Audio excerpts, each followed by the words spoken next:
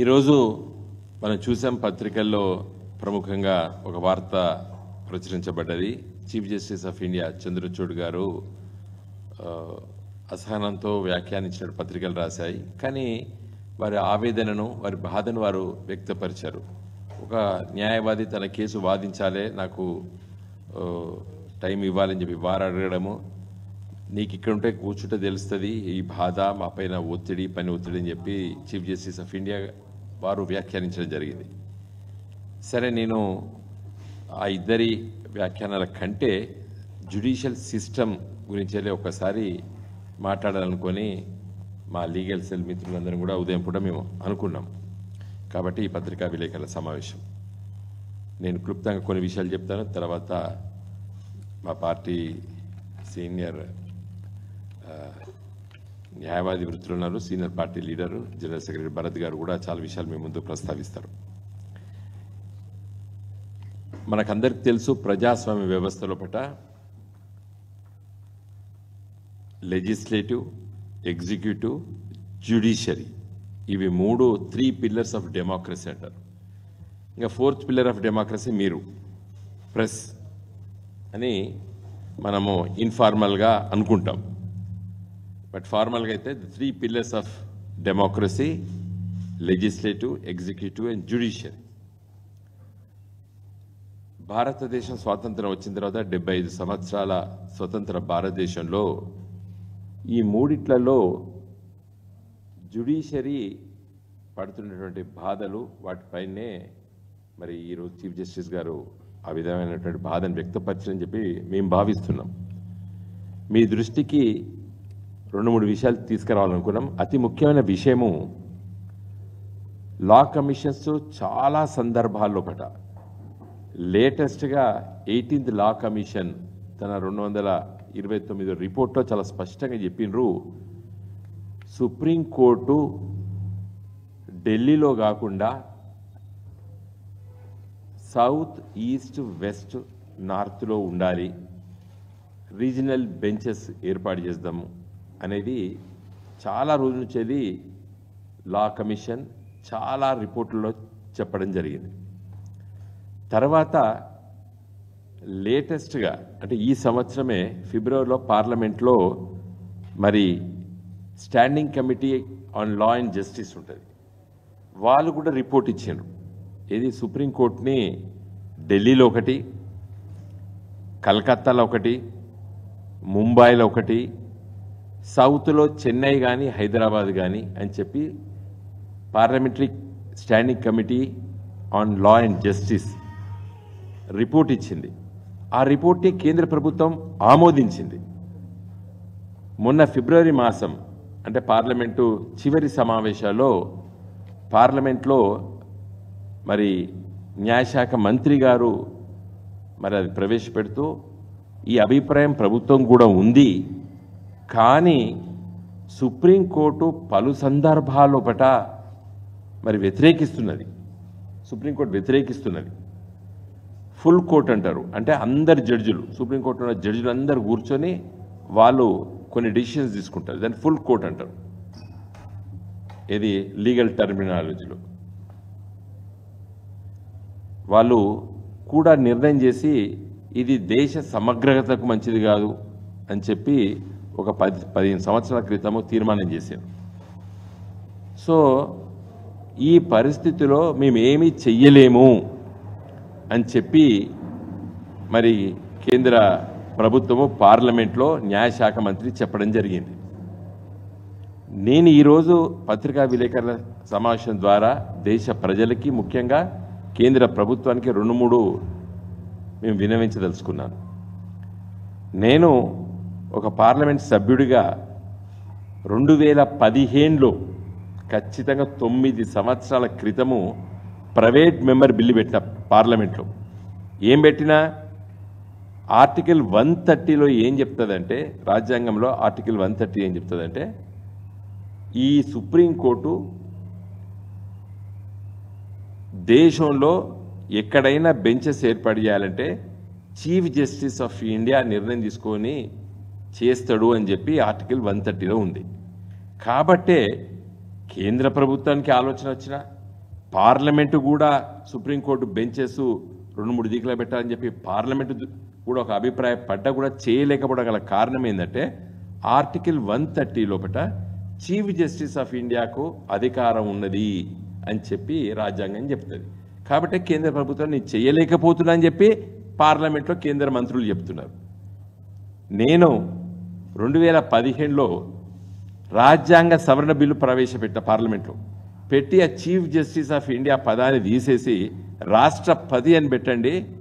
పెడితే కేంద్ర ప్రభుత్వం నిర్ణయం తీసుకుంటే రాష్ట్రపతి చేయగలుగుతాడు. మరి ఇప్పుడు చీఫ్ జస్టిస్ ఆఫ్ ఇండియాకి ఎందుకు చేయబుద్ధి అవుతుందో, జడ్జిలకు ఎందుకు చేయబుద్ధి అవుతుందో మా న్యాయవాది మిత్రులు, ఢిల్లీలో ఉండే న్యాయవాది మిత్రులు, సుప్రీంకోర్టు ఉండే వాళ్ళు వ్యతిరేకిస్తున్నారు. ఎందుకంటే నేను సీనియర్ అడ్వకేట్ పేరు తీసుకోవడం భావ్యం కాదు కాబట్టి చెప్తున్నాను.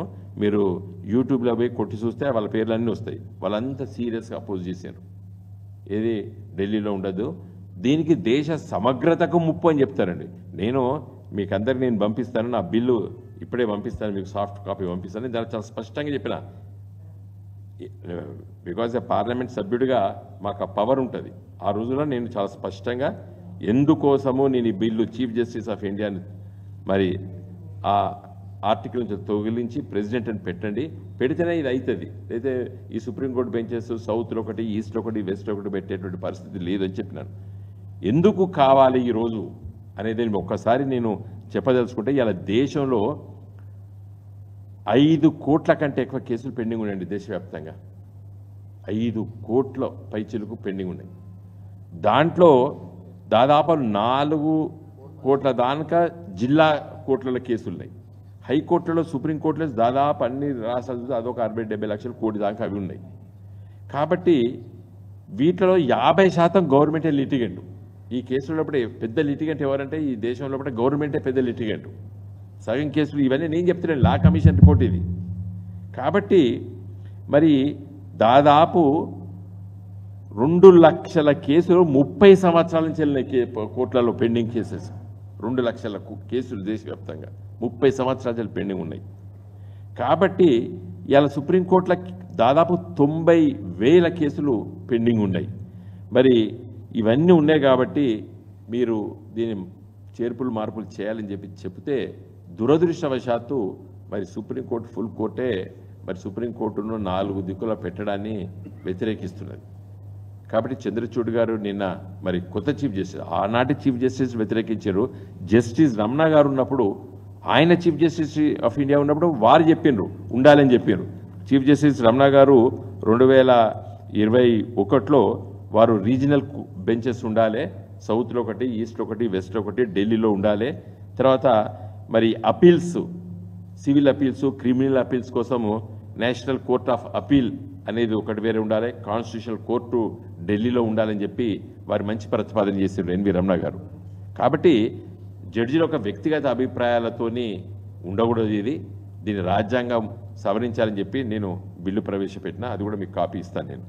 కాబట్టి నా రిక్వెస్ట్ ఏంటంటే మిగతా విషయాలు మా భరత్ గారు చెప్తారు. మరి సీనియర్ అడ్వకేట్లు వ్యతిరేకిస్తున్నారు కొంతమంది. రాజీవ్ ధావన్ గారు ఒక మంచి బుక్ రాశారు, Supreme Court under strain the challenges of arrears, అంటే పాత కేసెస్ ఇవన్నీ నేను చెప్పి వారు మధ్య రాసి దీనికి మరి వివిధ ప్రాంతాల్లో ఉండడం మంచిదని చెప్పి కూడా కొంతమంది అభిప్రాయం ఉన్నది. కాబట్టి మనము సెన్సిటైజ్ చేయాలి.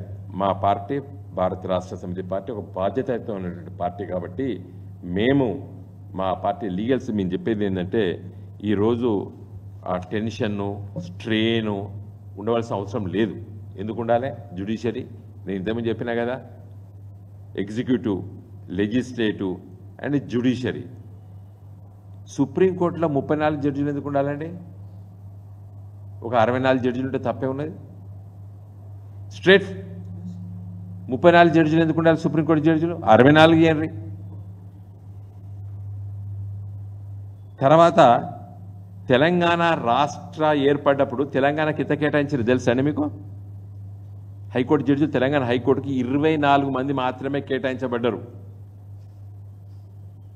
దాన్ని 31 డిసెంబర్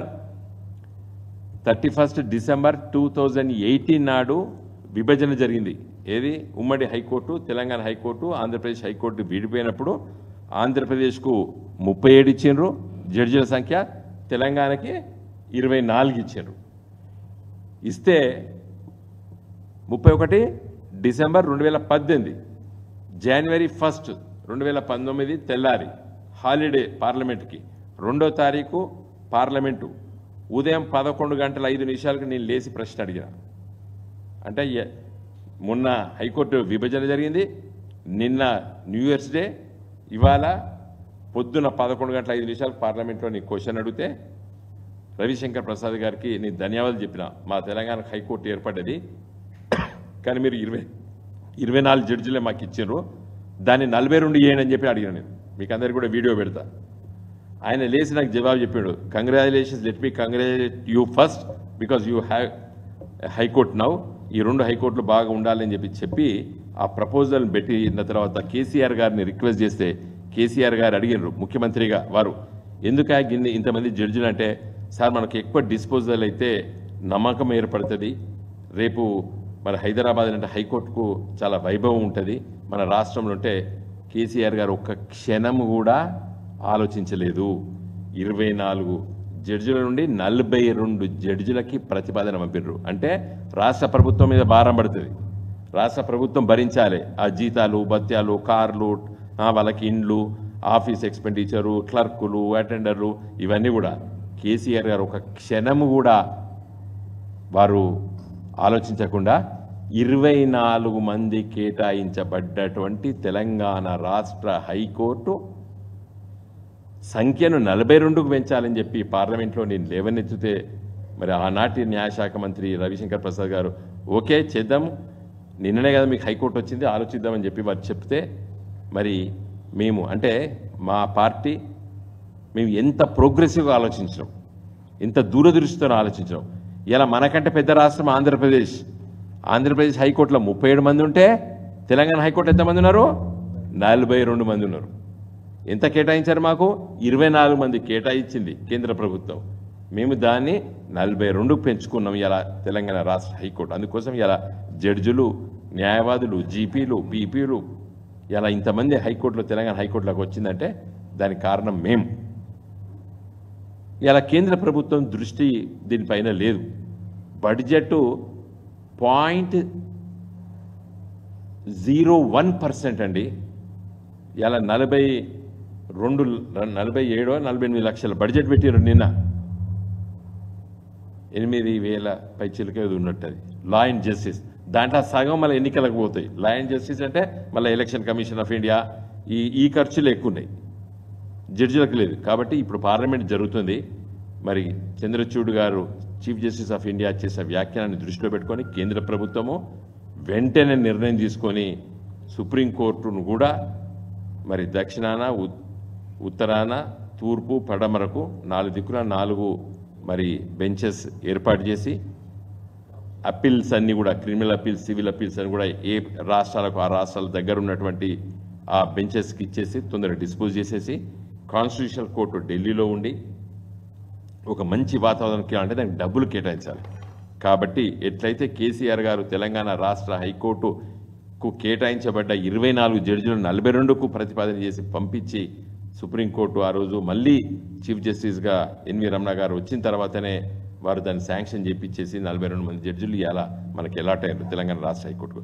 అదేవిధంగా సుప్రీంకోర్టు జడ్జిలు 34 బదులు ఒక 64 పెట్టండి, 30 మందిని పెట్టండి, తప్పేం లేదు.